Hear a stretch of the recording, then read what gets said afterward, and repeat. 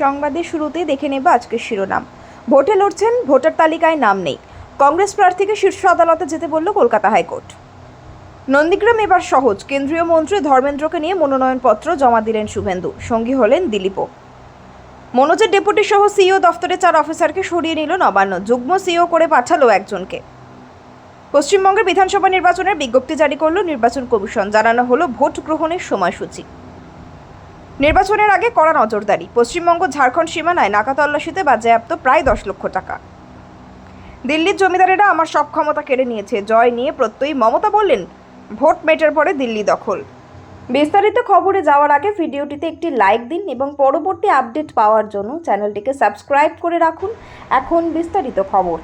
কংগ্রেসের টিকিট পেয়ে প্রার্থী হয়েছেন, কিন্তু এসআর প্রক্রিয়া চূড়ান্ত ভোটার তালিকায় তার নামই ওঠেনি। এই জটিলতা থেকে মুক্তি পেয়ে কলকাতা হাইকোর্টের দ্বারস্থ মুর্শিদাবাদের ফারাক্কা কেন্দ্রের কংগ্রেস প্রার্থী মাহতাব শেখের আইনজীবী ফেরদৌস শামীম উচ্চ আদালতকে জানিয়েছেন, প্রার্থী হিসেবে তার মক্কেলের নাম ঘোষণা সত্ত্বেও এসআইআর তালিকায় নাম না থাকায়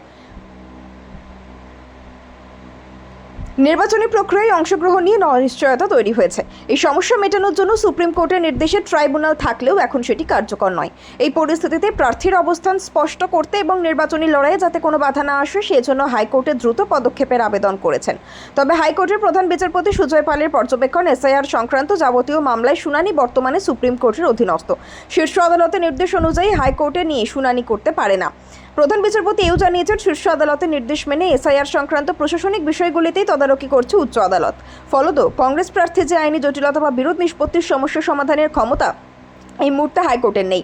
আবেদনকারীকে সরাসরি সুপ্রিম কোর্টের দ্বারস্থ হওয়ার পরামর্শ দেওয়া হয়েছে। মনোনয়ন জমা দিতে যাওয়ার পথে শুভেন্দু অধিকারীর সঙ্গে ছিলেন দিলীপ ঘোষ। হলদিয়ার মহকুমা শাসকের দফতরে মনোনয়ন জমা দিয়ে নন্দীগ্রামের বিজেপি প্রার্থী শুভেন্দু দাবি, রোড শোয়ে জনসমাগম এবং আবেগ দেখে তার মনে হচ্ছে এখনই তাকে ভোট দিয়ে জয়যুক্ত করতে চান মানুষ।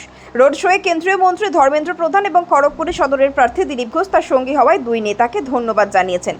সোমবার দুপুরে পূর্ব মেদিনীপুরে শোভাযাত্রা করে নন্দীগ্রাম, মহিষাদল এবং হলদিয়া বিধানসভার বিজেপি প্রার্থীরা মনোনয়ন জমা দিতে যান হলদিয়ায়।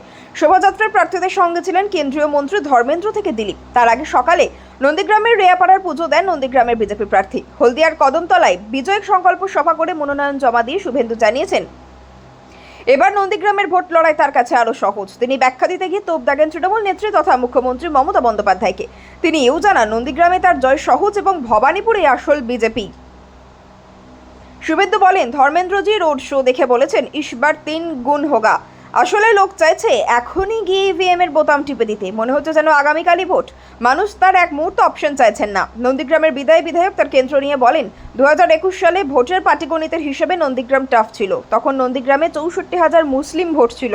মমতা বন্দ্যোপাধ্যায় তাদের ভুল বুঝিয়েছিলেন। তিনি সিএ-কে এনআরসি করিয়েছিলেন। এখন মুসলিমরা বুঝে গিয়েছেন, তারা এও বুঝে গিয়েছেন মোদিজি আছেন, অতএব সুশাসন সুরক্ষা তারা পাবেন। মুসলিমরা ওদের চক্করে আর পড়ছেন না, আর হিন্দুরা আরও ঐক্যবদ্ধ হয়ে গিয়েছে, তাই নন্দীগ্রাম আরও এখনও সহজ। রাজ্যের 4 আধিকারিককে মুখ্য নির্বাচনী আধিকারিকের দফতর থেকে সরিয়ে দিল নবান্ন। তাদের মধ্যে রয়েছেন একজন ডেপুটি সিইও, সেই সঙ্গে স্বাস্থ্য এবং পরিবার কল্যাণ দফতরের এক আধিকারিককে সিইও দফতরে যুগ্ম মুখ্য নির্বাচনী আধিকারিক করে পাঠানো হলো। সোমবার এই নিয়ে বিজ্ঞপ্তি জারি করেছে নবান্ন। সেই সূত্রে জানা গিয়েছে, রদবদলের প্রস্তাব দিয়েছিলেন খোদ সিইও মনোজ আগরওয়ালি। বিজ্ঞপ্তি অনুসারে 1998 ব্যাচের WBCS অফিসার নরেন্দ্র দত্তকে শ্রম দফতরের অতিরিক্ত সচিব করে পাঠানো হয়েছে। 2000 ব্যাচের সুপ্রিয় দাসকে খাদ্য এবং প্রক্রিয়াকরণ ও উদ্যান পালন বিভাগের অতিরিক্ত সচিব করে পাঠানো হয়েছে। তারা দুজনেই সিইও দফতরের অতিরিক্ত সচিব পদে ছিলেন। 2004 ব্যাচের মিঠু দত্তকে সংখ্যালঘু বিষয়ক এবং মাদ্রাসা শিক্ষা দফতরের যুগ্ম সচিব করে পাঠানো হলো। তিনি রাজ্য সিইও দফতরের যুগ্ম সচিব ছিলেন। 2005 সালের WBCS অফিসার সুব্রত পালকে স্বাস্থ্য এবং পরিবার কল্যাণ দফতরের সিনিয়র ডেপুটি সচিব করে পাঠানো হয়েছে। সুব্রত ডেপুটি সিইও ছিলেন। অন্যদিকে 2001 ব্যাচের রাহুল নাথ ছিলেন স্বাস্থ্য এবং পরিবার কল্যাণ দপ্তরের অতিরিক্ত সচিব। তাকে যুগ্ম সিইও করে পাঠানো হয়েছে। সোমবারে নির্বাচন কমিশনের বিরুদ্ধে কলকাতা হাইকোর্টের প্রধান বিচারপতি সুজয় পালের বেঞ্চে দৃষ্টি আকর্ষণ করেন আইনজীবী কল্যাণ বন্দ্যোপাধ্যায়। দ্রুত শুনানি ন্যায্য জানান তিনি। একদিনের মধ্যে রাজ্যের বিডিও এবং বিভিন্ন থানা ওসি সহ 267 জন আধিকারিককে অপসারণ করেছে নির্বাচন কমিশন। তার বিরুদ্ধে এই মামলা। রবিবারও রাজ্য পুলিশ এবং প্রশাসনে এক ঝাঁক রদবদল করেছে কমিশন।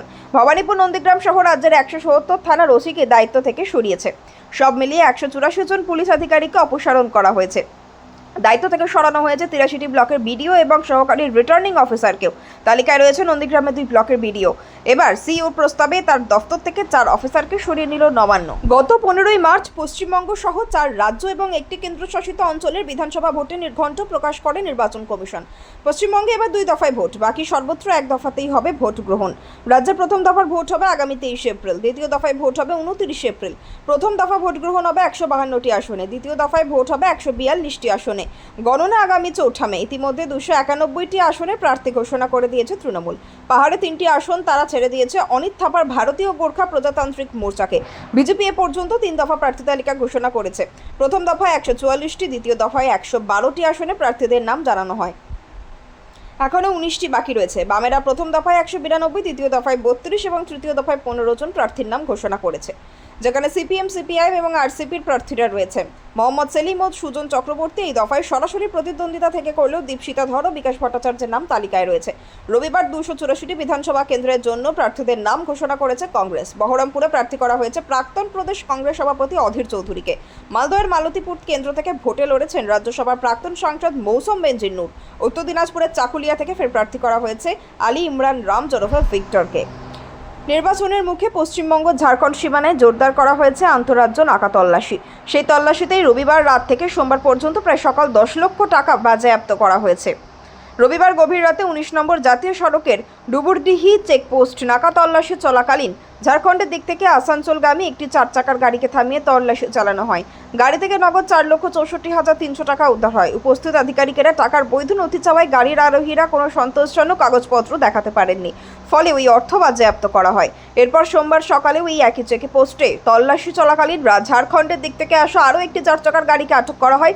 তল্লাশিতে ওই গাড়ি থেকে উদ্ধার হয় প্রায় 4 লক্ষ টাকা নগদ। এই নাকা তল্লাশিতে উপস্থিত ছিলেন দায়িত্বপ্রাপ্ত ম্যাজিস্ট্রেট, আবগারি দপ্তরের আধিকারিক, কেন্দ্রীয় বাহিনী ও পুলিশ কর্মীরা।